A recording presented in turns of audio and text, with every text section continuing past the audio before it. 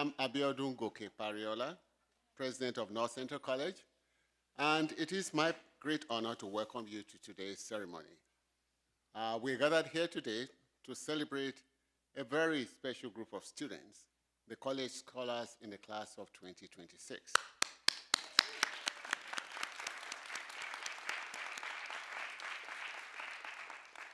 Now, you follow in the footsteps of college scholars who have gone before you.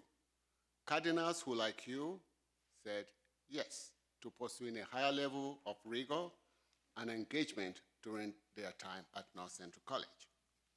I'm sure it wasn't always easy. There must have been moments of stress and self-doubt, but I assure you the resilience you built up over those years and through those moments is exactly what has prepared you to navigate future challenges with confidence and skill. No matter where life takes you, I hope you keep saying yes to opportunities to grow and to learn. On behalf of our dedicated faculty behind me and staff, we wish you all the best in your next exciting chapter. Congratulations.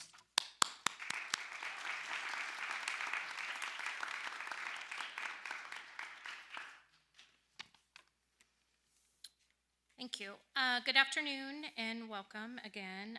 I'm so happy you've joined us. I get the privilege of being the director of the College Scholars Program, and I can say I've had a class with all of them. I feel very privileged, and they are the 42nd graduating class, and so naturally I had to look up what 42 years meant, and it's improving real estate or home improvement.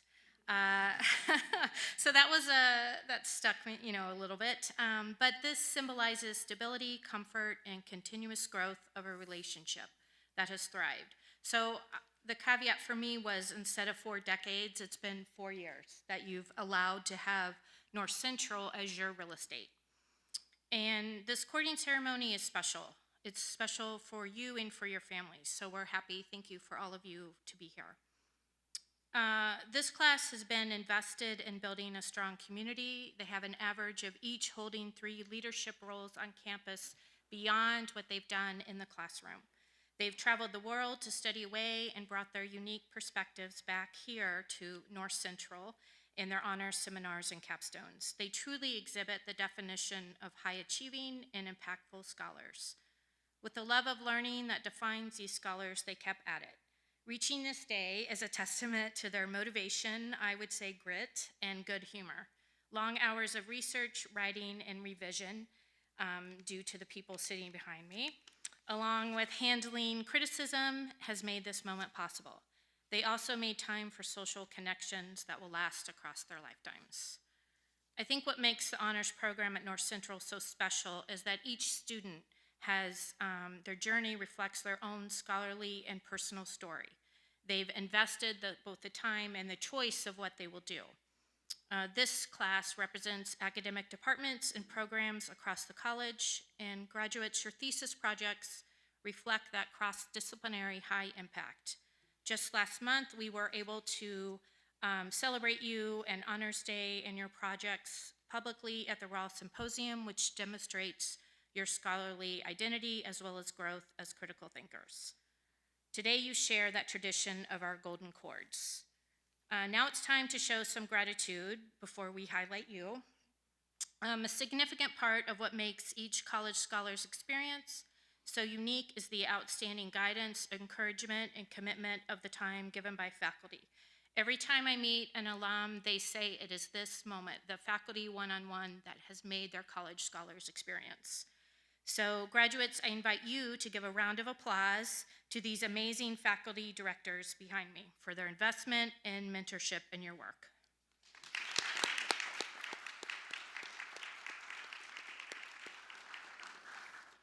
We also want to recognize those who served as second readers and the librarians. I think the librarians sent them back 3 or 4 times every time to make their projects better. So if we have any librarians or our second readers in the audience, we will still clap for them.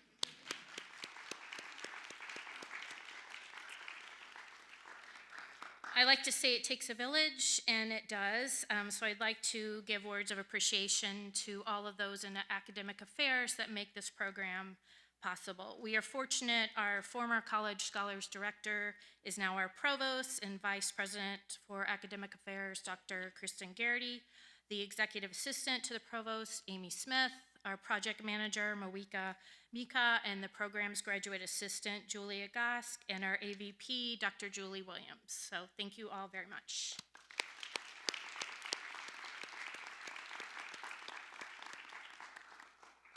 Class of 2026, College Scholars, we can't wait to learn where life takes you, but always know you have a piece of real estate here at the Honors Program and North Central College. So now it's time to begin your courting and inviting each thesis director to present you in words of congratulations.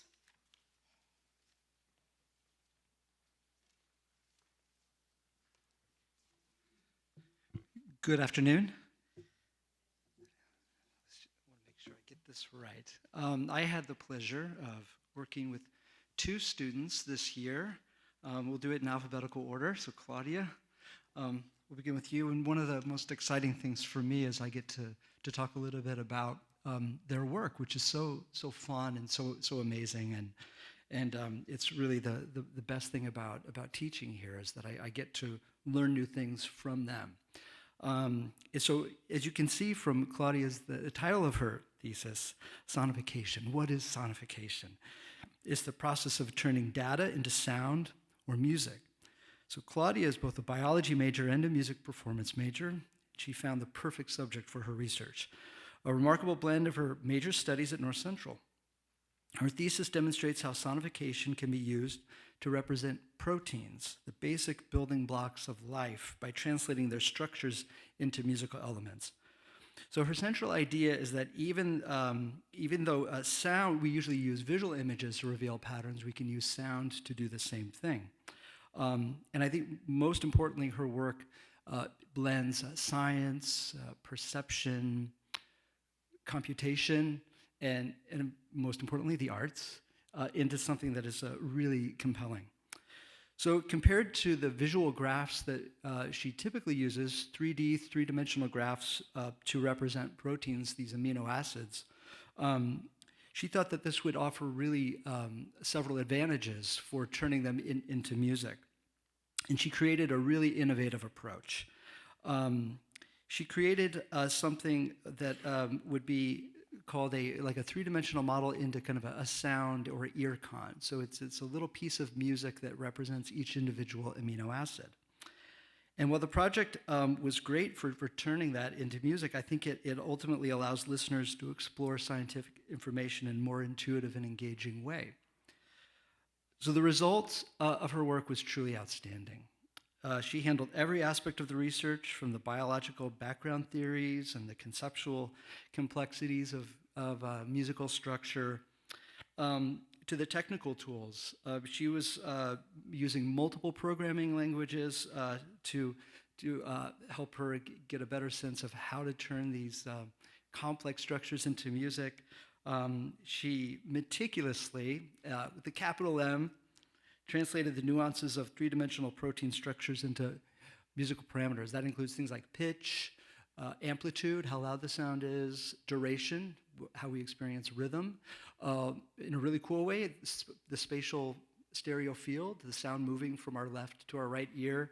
And the most complex aspect of the music would be the timbre, the tone color.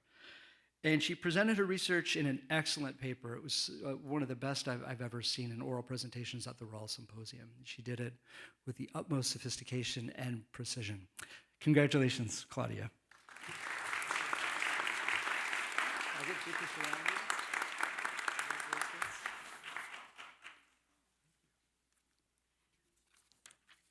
Next, Eugene.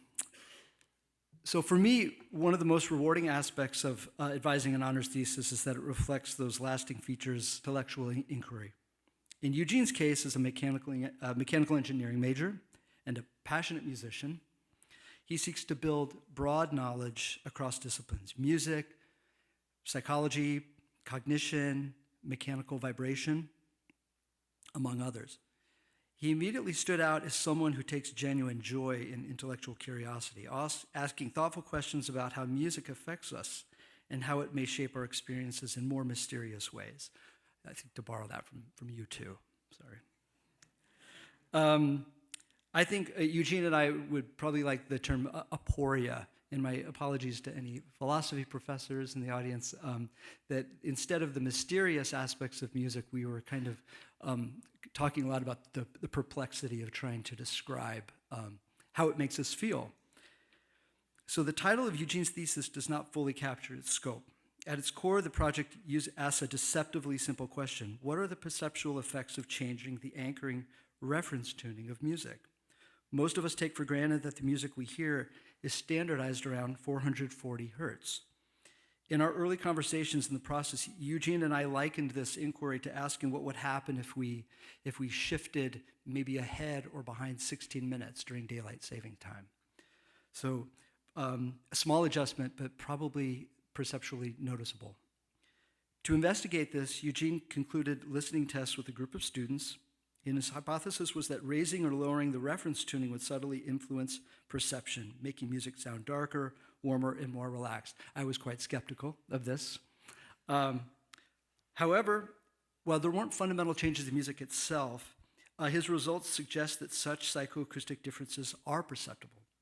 Participants reported their emotional responses using a two-dimensional grid, and the data indicated that changes in reference tuning did indeed have a measurable impact.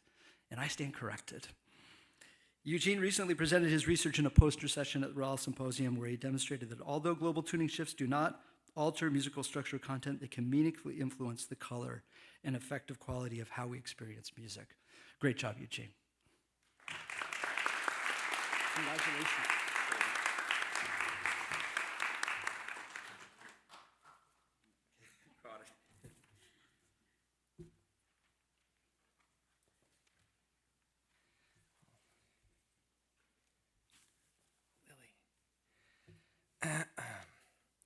One of the greatest joys that I've had over the past 4 years has been working with Lily in the classroom and in the lab. I told a story as she was our neurosci major of the year, that on the first day of class, I already knew that she was going to be a star. One of the things I've come to recognize is certain patterns of where students sit in the classroom are often really indicative of their desire and their drive and their engagement with topics that they want to be there, especially at 8 a.m. And the one spot, the center table, back left corner is where Lily sat that first day, the first class that I had her in. And I had a pretty good feeling that she would be successful, and I didn't quite realize how successful she would be. I've had her, I think, in every neuroscience class. I'm the fortunate one. She may, consider things differently. But I've had her in every single neuroscience class, and every single day, every single course has been the same level of preparation, the same level of attention to detail, and the same spirit that has lifted up not only the individuals around her, but in the department more broadly. She's been on the board for our neuroscience club, and she's been one of the drivers behind some of the funding that we've received to get students to go to the Chicago Society for Neuroscience annual meeting. Her organization, her care, and the attention to detail has brought over a dozen students in the last 2 years, and I was really lucky to be able to have Lily work in my lab in a funded position by the NSF this past summer, and she exceeded all of the expectations.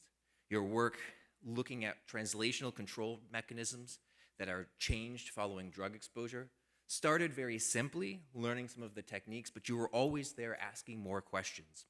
You were always there to sort of say, hey, I don't quite understand this. How do I improve? And one of the best parts of my job here is having a student like you come in every day, wanting to get better and wanting to learn more.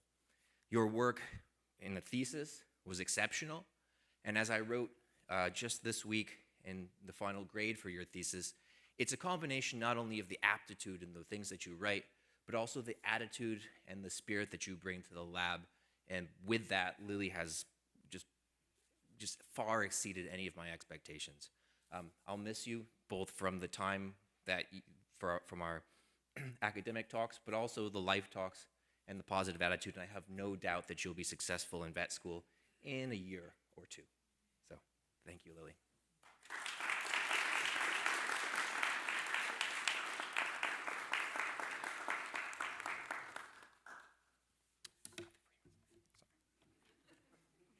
First day.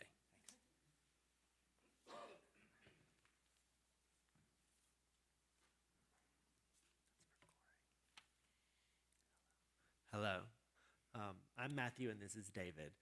And I have to first explain why there are two of us. It's awkward. So a year ago when Corey was thinking about what he wanted to do for his honors thesis, he met with the two of us to talk about ideas. All three of us love logic puzzles, so we landed in that as an area for research. And once, sorry, I lost my place.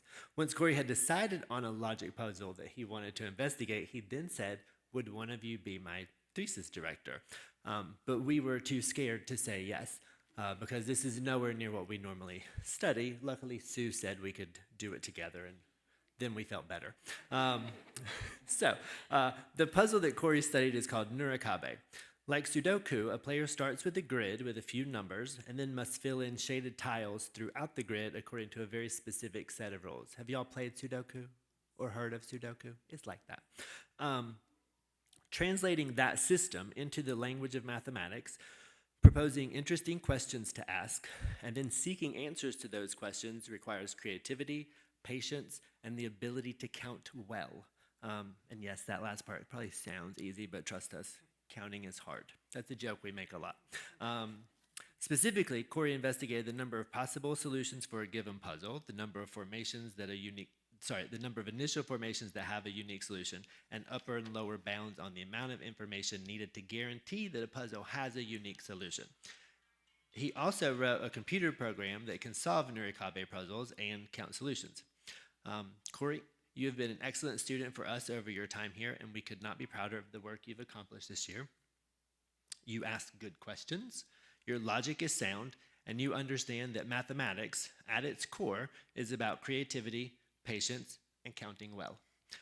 You have also seen firsthand how good questions lead to more questions, and we hope that you will continue to think about this project. There are a lot of questions, and Corey answered a lot of them, but there are, of course, the new questions he can think about. Thank you for letting us accompany you on this journey, and we're honored to celebrate the results of your curiosity and hard work today.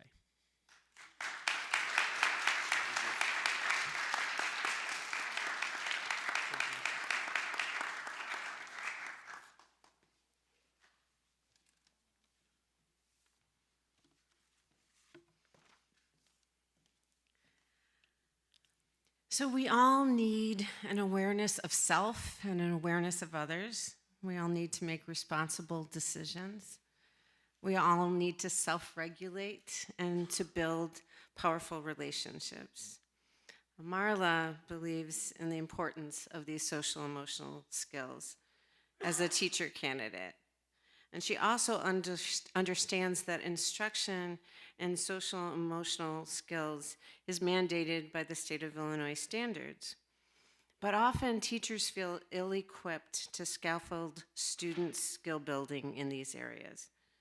So Marla set off on a quest to give voice to teachers in terms of how well prepared they felt regarding the fostering of these essential social emotional skills in their students. In the process, she learned the challenges of navigating participant recruitment, the unpacking of quantitative results, the coding of open response narratives, all to tease out new insights, as well as additional areas for future study. But even more impressively, Marla dedicated herself to this important study while simultaneously cultivating these skills in the classroom as an impactful teacher. Marla, I'm proud to have watched you on this journey of scholarship and your promise in the field as a teacher, already making a difference. Ironically, she also has been, as a leader of our Ed Rising, doing exactly the kind of professional development with her own colleagues in the department so that they're more equipped as teachers. You should be proud of this research and its implications for the field, and even more impressively, I know that you will continue to change our profession and to impact your students' lives. Thank you.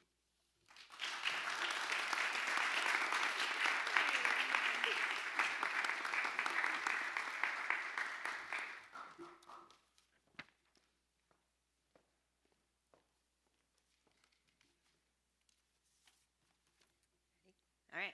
I'm excited to recognize Madeline Hill today. I've had the chance to work with her over the past year and a half in a few different roles. First, she was a student in my Chem 310 Chem Analysis course last spring, where she quickly stood out for her consistent and thoughtful work. She approached me that spring looking to do some research with me, which I was very excited about. She's an environmental science major and a chemistry minor, both things near and dear to my heart, and I don't get that combo very often. So she ended up doing summer research with me and then continuing on in this school year doing her honors thesis. Throughout that time, she focused on looking at how we can reuse coffee grounds to remove contaminants from water. Particularly, that project was looking at how you remove dyes from water and how different experimental variables like pH and particle size can influence that. That was really my goal for the summer, but when she approached me, she said, well, you know, what else can I do? And I was super excited when she wanted to do more for her honors thesis, where we could go into not just using the coffee grounds one time, but figure out if we can reuse them time after time. So that dovetails nicely with my interest in chemistry, but also with environmental science and being able to find repurposing for those waste materials. Throughout that, she put up with all of my suggestions for revisions for her honors thesis, and I did it with care and in a timely fashion. I'm so appreciative of that. And she presented her work at the Rawl Symposium, both as a poster session and as an oral presentation. She presented at the National Conference for Undergraduate Research earlier in April as well. I'm so excited for her in the fall. She's going to start a PhD program in geosciences at the University of Wisconsin-Milwaukee, which is cool because I did my postdoc in geosciences. So there's a nice crossover, and in fact, she's working with somebody who graduated from where I got my postdoc from and has published papers with my previous advisor, so everything nicely ties together over time. So I'm excited for her and proud of all that she's accomplished. Congratulations.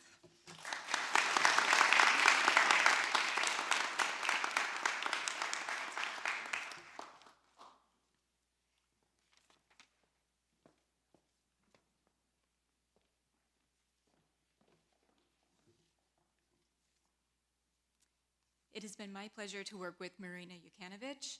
Her enthusiasm and constant desire to improve are a rare gift for faculty, and I've been privileged to see her go from strength to strength at her journey here at North Central College.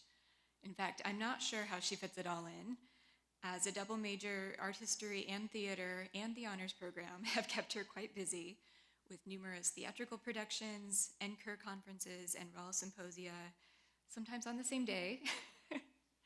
She has worked with me on an independent study on 19th century art, where she wrote a research paper on the Italian sculptor Antonio Canova, which is a shared passion of ours.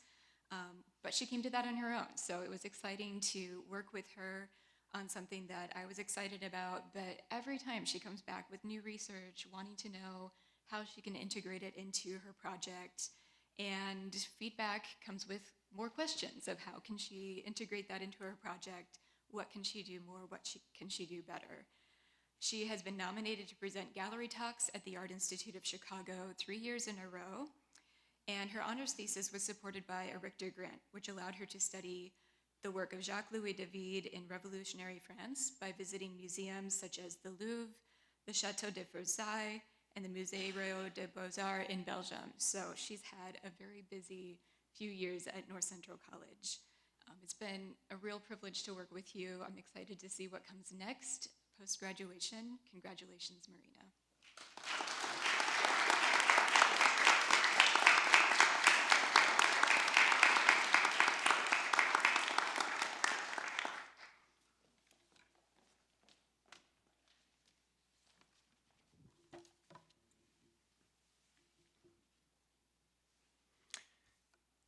In her honors thesis titled Carbon Sequestration on Coffee Plots in Guatemala, TJ presents a compelling blueprint for how Guatemalan coffee farmers can measure and report carbon sequestered by shade trees on their coffee plots. Further, she proposes that the farmers could sell the resulting carbon credits to coffee roasters who may benefit from being carbon neutral. As impressive as TJ's thesis is, I was even more impressed by her determination and dedication throughout the thesis journey. In every step along the way, she encountered roadblocks and challenges in data collection. Nonetheless, with grace and a great attitude, TJ pivoted and persevered, reframing her research to deliver an outstanding final product. As an accounting major, TJ has been trained to prepare and present information about a firm's profits and financial well-being. However, more importantly, TJ wants to use these same skills to make people's lives better and improve our planet. Congratulations, TJ.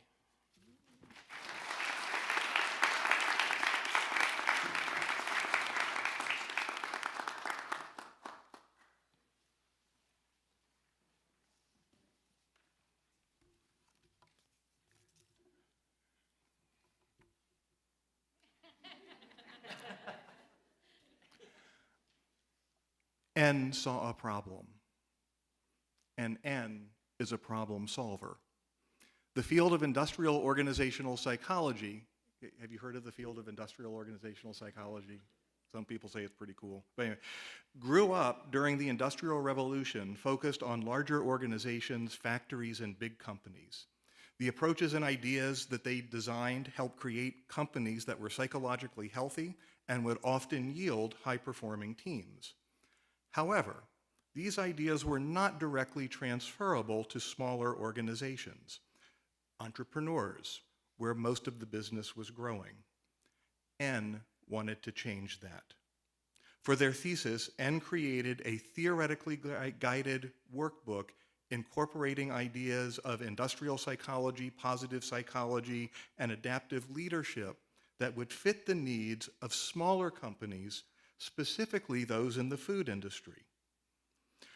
I have had the pleasure of serving on many thesis projects, and they have all been amazing. Some have been published.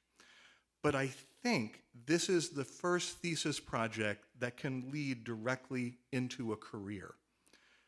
We'll see what happens as N begins the next phase of their journey as they start graduate school in industrial organizational psychology.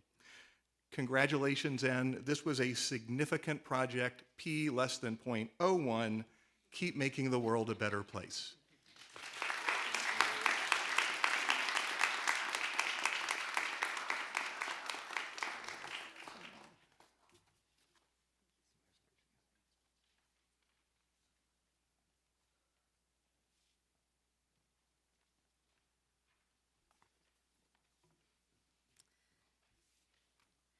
Emily is one of those students who reveal their qualities slowly. She was in my classes a couple of years ago, quiet and reserved when sitting in class, but submitting work of the highest quality.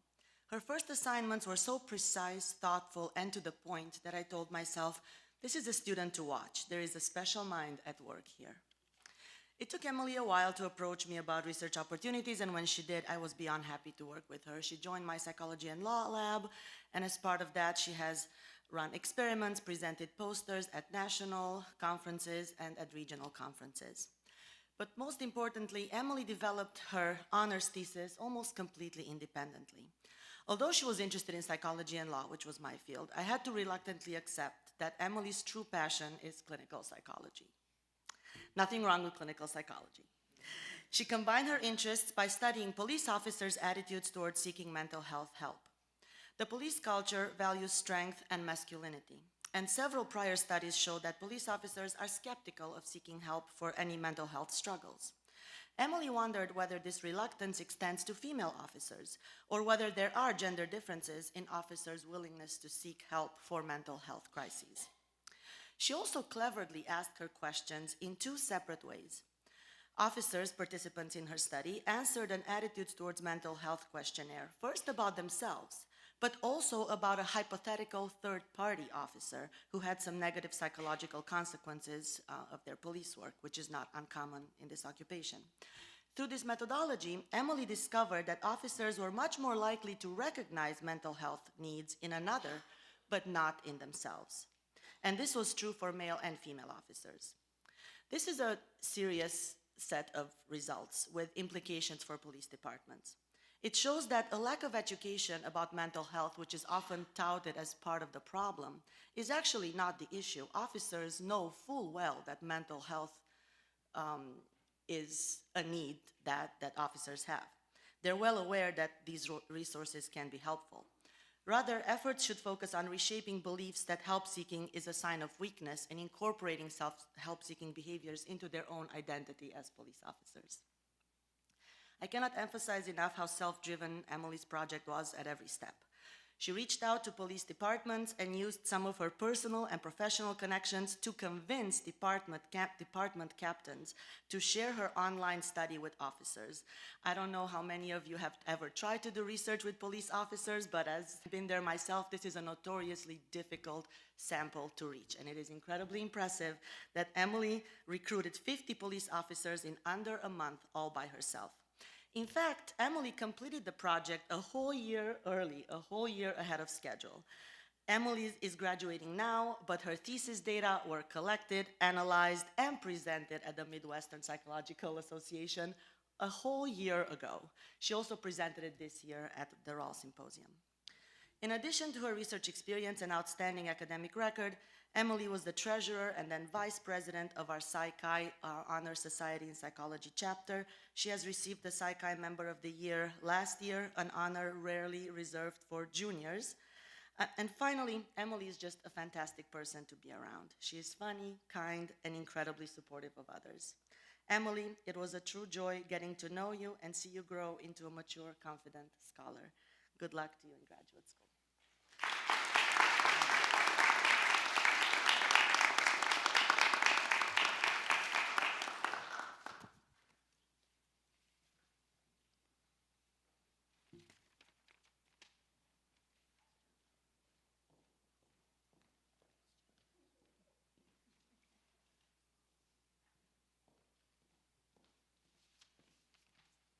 Our next college scholar loves the spotlight.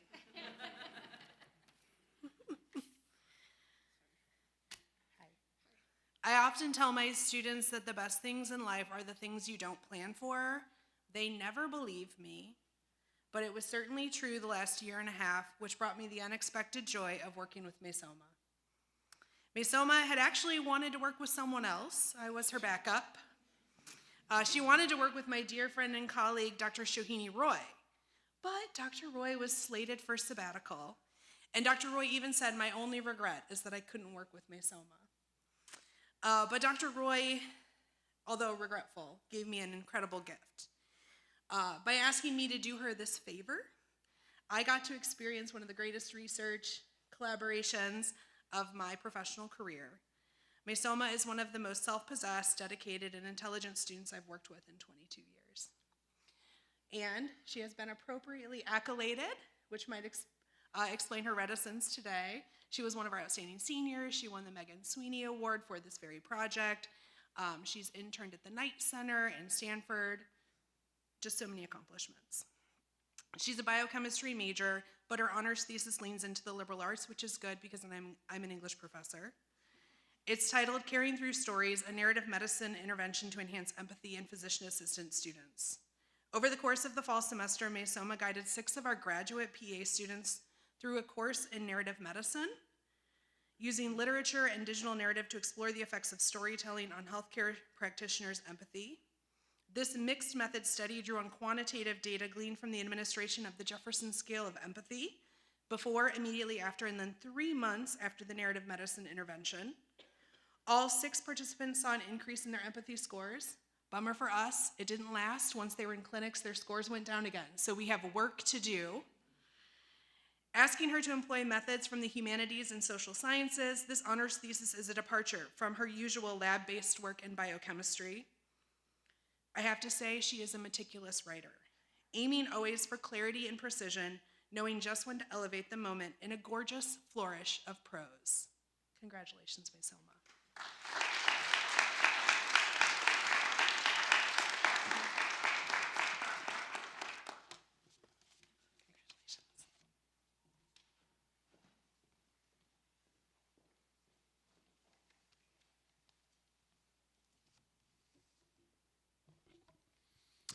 So I want to let you in on what Zane let me in on earlier this fall, which is a great data collection opportunity, which is that with most smartphone carriers, they're constantly giving us notifications to collect data.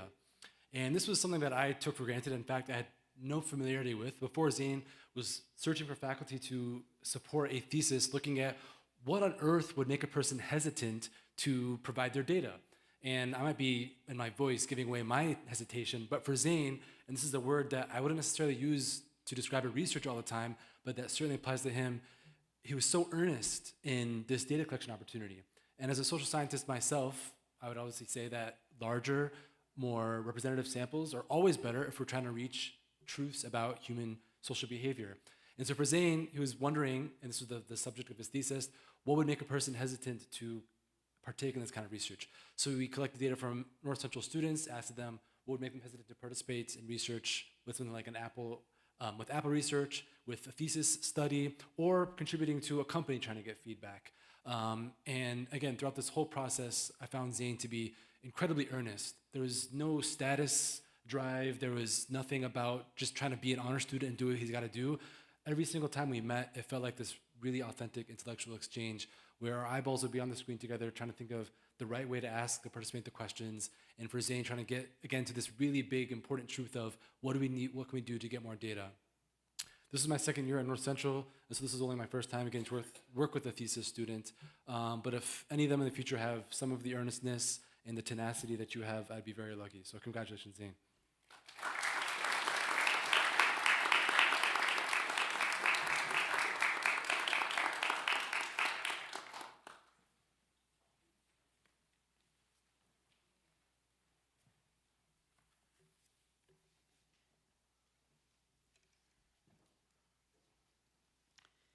It's been wonderful working with Ariasa through her exploration of how animation can help with the attention of undergraduate learners. This is maybe the first, since our animation minor has begun, first thesis project that included animation or was an animation itself. At the same time, Aria researched across many studies and journals to narrow down her focus, which took a good amount of time, and then tirelessly edited her paper to condense these complex studies into a clarified thesis. Where her paper was a bit of a struggle, her animation was sure and confident, as easily watchable and entertaining as it was clear and understandable. She was doing her research to show how certain types of animation can help with student learning at the primarily undergraduate level, and how other types can be really distracting. So separating that out and then putting it into a simple animation herself, which you then presented at the Rahl Symposium on Honors Day, was really gratifying. It's been a pleasure watching you and your project grow over time and culminating in that presentation. Congratulations on a job well done.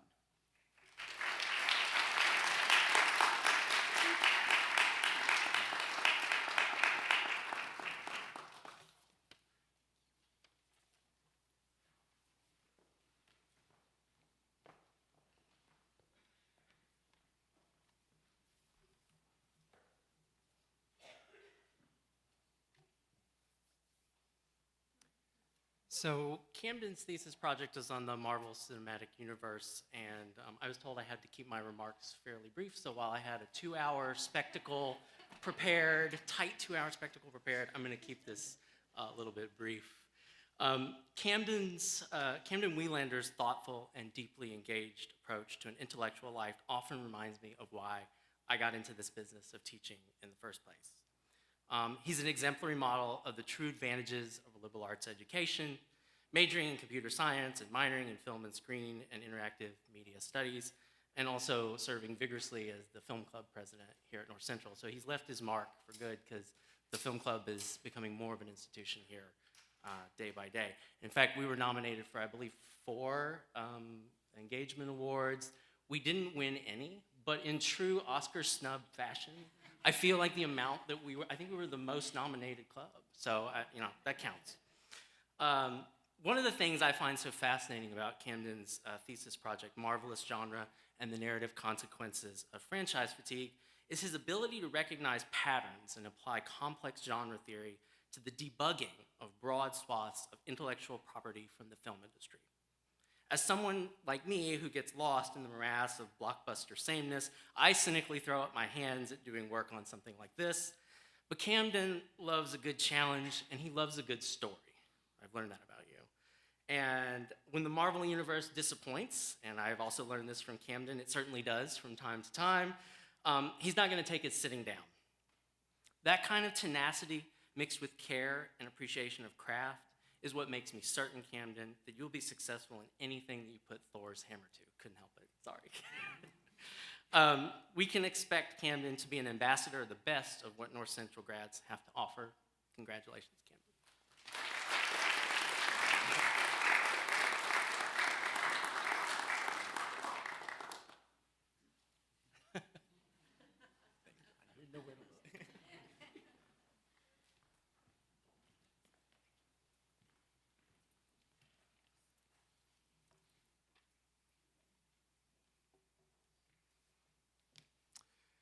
So what makes Jessica's story so remarkable is that she came here as a transfer student. And I was a transfer student. I know what it's like to show up to institution and feel like the clock is ticking. Jessica was no different. She hit the ground running, and in a relatively short amount of time, she became an essential part of our department. Her first year came with real challenges, though, many of outside of her, and no one would have blamed her if she stepped back and turned inward. But that's not who Jessica is. Instead of retreating, she chose to invest in others and think about how she could help make this place better. One way that she did that was through her leadership in Draw Club. Jessica transformed this organization into a vibrant and welcoming community. She helped create a space where students could gather, collaborate, and feel a genuine sense of belonging. That same strength and thoughtfulness are reflected in her honors thesis titled Resplendent. Through an ambitious solo exhibition of mixed media self-portraits, Jessica explored identity with honesty and depth. More than just a strong body of work, her thesis showed a commitment to using art as a way of researching important questions about identity and representation. Jessica's story is one of resilience, creativity, and most importantly, generosity.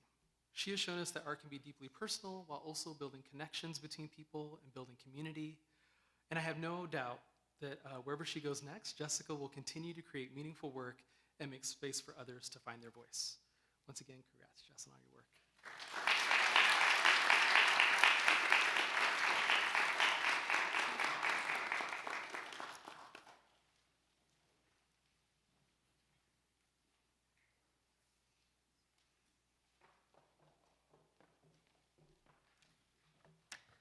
Good afternoon. I am Kristen Geardy, Provost and Vice President for Academic Affairs here at the college. I am so glad to be here to celebrate this milestone with you. I love this event. Isn't this event so great?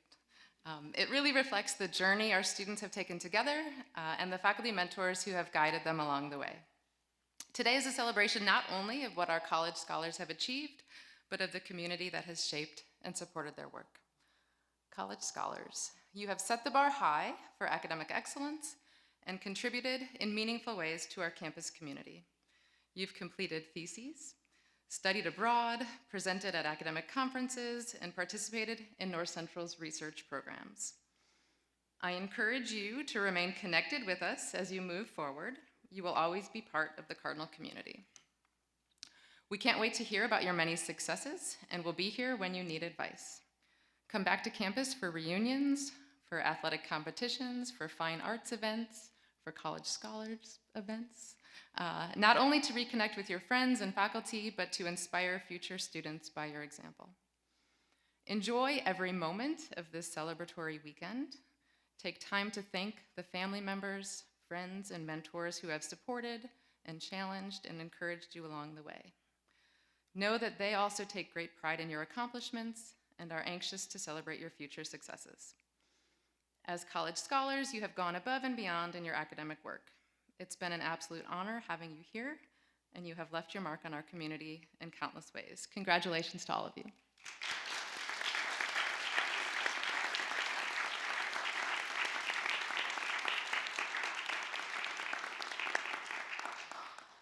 thank you once again for participating in our 2026 Honors Program courting ceremony. I hope that you will join us in the lobby for our celebratory reception. And in just a few moments, President Goke Periola will lead us in our champagne toast. And Dr. Lafferty will tell everyone where to go. Thank you so much.